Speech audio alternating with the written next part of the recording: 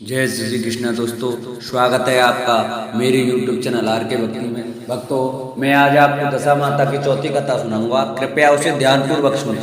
जो भक्त मेरे चैनल पर नए आए हैं वो मेरे चैनल को सब्सक्राइब करें, वीडियो को लाइक करें और कमेंट में दशा माता की जय लिखना न भूलें। बोलो दशा माता की जय। ए साहूकार था, उसके परिवार में 5 पुत्र, उनकी बहुएं तथा एक पुत्री थी।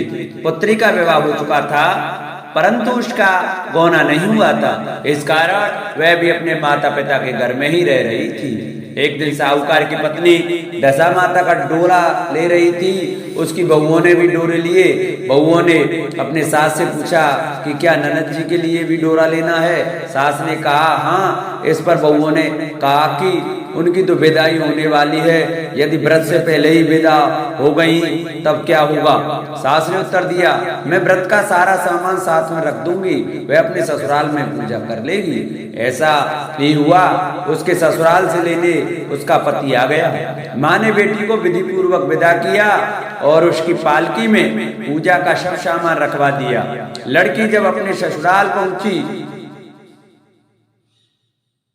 तो उसे घर के आंगन में गलीचा बिछाकर बैठाया गया। आस पड़ोस की महिलाएं नई बहू को देखने आने लगी। सब उनकी सुंदरता और गहने कपड़ों की तारीफ करने लगी।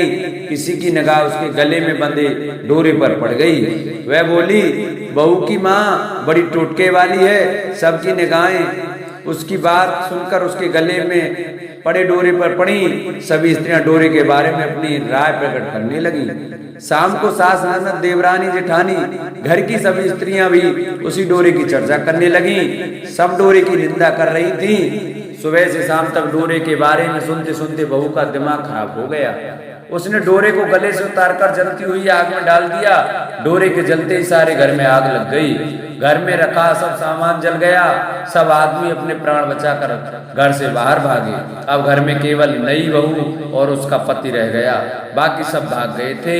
घर का सारा सामान जल गया था। घर में अब न खाने को अन्न था और न ही पहनने के लिए वस्त्र बचे थे।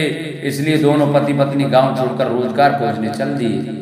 चलते चलते ही वे उसी गांव में पहुंच गए जहां की वह लड़की थी। लड़की ने अपने पति से कहा, तुम यहाँ बाहर झोंको और मैं भी कोई काम ढूंढती हूँ। पत्नी का कहना मानकर वह बाहर झोंकने लगा और वह स्वयं एक कुएं पर जाकर बैठ गई। उस कुएं पर सारे गांव की स्त्रियां पानी भरने आई थी। उस लड़की की भाभियां उस कुएं पर पानी भरने आई परंतु उन्होंने अपनी ननद को नहीं पहचाना। वे उससे बोली, तुम तो किसी भले घर की लड़की मालूम होती हो, कुछ काम करना चाहती हो तो बोलो। लड़की बोली, काम तो करूंगी परंतु कोई नीच काम नहीं करूंगी। बड़ी भाभी बोली, हमारी ननद ससुराल चली गई है, तुम हमारे बच्चों की देखभाल करती रहना और हमारे घर से सीधा लेकर अपना भोजन बना लिया करना। लड़की इस काम के लिए राजी हो गई। लड़की की भाभियां अपने घर आई और सास से बोली, कुएं पर एक अनाथ लड़की बैठी है, वह हमारे घर रहने और बच्चों की देखभाल करने को राजी है, आप कहो तो हम उसे रख लें। सास ने कहा, खुशी से रख लो परंतु आपस में कलह मत करना। सब बहुएं राजी हो गईं। वे आपस में कुएं पर आईं और उसे घर ले आई।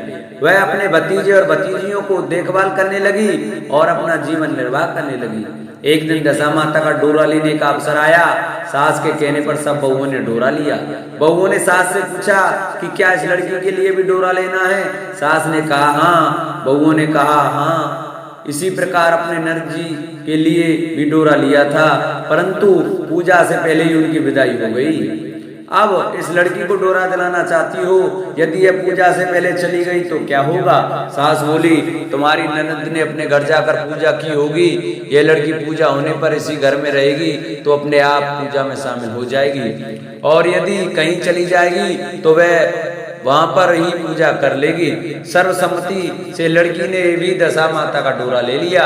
9 दिन तक वह दशा माता की कहानी तथा व्रत में शामिल होती रही। 10वें दिन लड़की की माता व बहुओं ने सर से स्नान किया और घर में चौका लगाया तथा पूजन की तैयारी करने लगी। लड़की बहुओं से बोली, यदि कोई पुराना कपड़ा मिल जाए तो मैं भी स्नान कर लूं। बहुओं ने अपनी सास से पूछकर अपनी ननद की साड़ी उस लड़की को दे दी। अपनी पुरानी साड़ी लेकर वह स्नान करने गई। उसने सर से स्नान करके साड़ी पहनी और घर आ गई। घर पर पूजा आरंभ हो गई। वह जैसे ही पूजा के पास आकर बैठी तो बहुओं ने कहा, यह तो हमारी ननद जैसी लग रही है।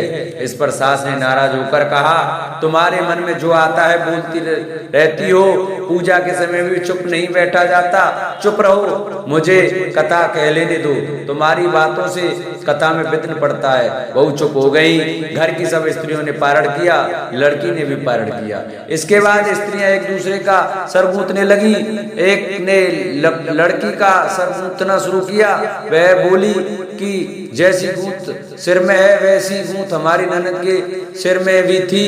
सास नाराज होकर बोली, तुम मेरी बेटी की तुलना ऐसे क्यों कर रही हो। सास ने बहू को डांट दिया, परंतु उसकी बात मन में घर कर गई। उसने लड़की से कहा, आज रात मेरे पास सोना। रात जो तो जब बहुएं सो गईं तो उसने लड़की से पूछा, तुम्हारे पियर में कभी कोई था। उसने जवाब दिया, मेरे 5 भाई और भाभियां थीं, तुम जैसे माता पिता थे। उसने फिर पूछा, क्या हुआ। लड़की बोली, पियर में मैंने दशा माता का डोरा लिया था। उसके पूजन से पहले ही ससुराल के लिए विदा हो गई। ससुराल में पहुंचकर मेरे गले में पड़े डोरे को देखकर वहां की स्त्रियां हंसी उड़ाने लगी।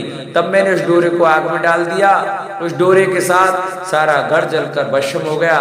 सब लोग भाग गए। हम दोनों भागकर इस गांव में आ गए। उसकी माँ ने पूछा कि तुम्हारा पति कहाँ है। लड़की ने कहा, वह भजमूड़े के यहाँ बाढ़ झोंकता है। दशा माता के प्रकोप से हमारी ये हालत हो गई। वह समझ गए कि यह लड़की कोई और नहीं उसकी बेटी है। तब उसने अपने 5 बेटों को बुलाकर कहा कि यह तुम्हारी छोटी बहनी है। सवेरा होते ही माता के कहने पर 5 भाई बड़बूजे के यहाँ से अपने बहनोई को लेकर आए। उन्होंने उसको स्नान कराया और उत्तम वस्त्र पहनने को दिए। कपड़े पहनकर वह सुंदर साहूकार दिखाई देने लगा। वह कुछ दिन ससुराल रहकर अपने घर चला गया।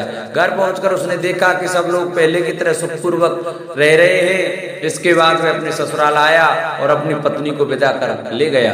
वह अपनी दशा पर विचार करती हुई जा रही थी। मार्ग में एक नदी पड़ी। उस नदी में स्नान करके अप्सराएं दशा माता का डोरा ले रही थी। उनके पास एक डोरा बच गया था। वह अप्सराएं बोली, यदि इस डोली में कोई उच्च वर्ग की स्त्री हो तो उसे ये डोरा दे दें। उन्होंने डोली के पास जाकर पता किया और वह डोरा उस लड़की को दे दिया। जब लड़की अपनी ससुराल पहुंची तो सास थाल सजाए, ननद कलश लिए और देवरानी जेठानी अन्य मांगलिक वस्तुएं लिए उसका स्वागत करने के लिए खड़ी थी। नेक दस्तूर हो जाने के बाद लड़की को आसन पर बैठाया गया। आसन पर बैठने के बाद लड़की ने कहा, आप लोगों ने पहली बार दशा माता के डोरे के लिए अपशब्द कहे थे, जिसका फल ये हुआ कि घर के सब लोग बिछुड़ गए तथा घर का धन धान्य जलकर स्वाह हो गया। बड़ी मुसीबतें उठाने के बाद अब अच्छे दिन आए हैं। आप में से कोई भी अब मेरी दशा माता के डोरे की निंदा करने की भूल ना करें। जब मेरा व्रत हो तब सब श्रद्धा पूर्वक पूजा करें। सबने खुशी खुशी उनकी बात मान ली। 9 दिन तक व्रत चलता रहा।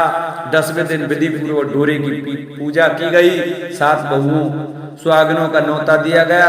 उनका श्रृंगार करके आंचल भरा गया। इस प्रकार दशा माता को पूजन समाप्त हुआ। जिस प्रकार दशा माता ने उस लड़की के दिन फेरे, वैसे ही वे सब पर दया करें। बोलो दशा माता की जय। जिन भक्तों को हमारी वीडियो अच्छी लगी हो वो हमारी वीडियो को लाइक करें, चैनल को सब्सक्राइब करें और कमेंट में दशा माता की जय अवश्य लिखें। दोस्तों, हमारी वीडियो को ज़्यादा से ज़्यादा शेयर करें, जिससे सभी भक्त हमारी कथा का, कहानी का आनंद ले सकें, श्रवण कर सकें। बोलो दशा माता की जय।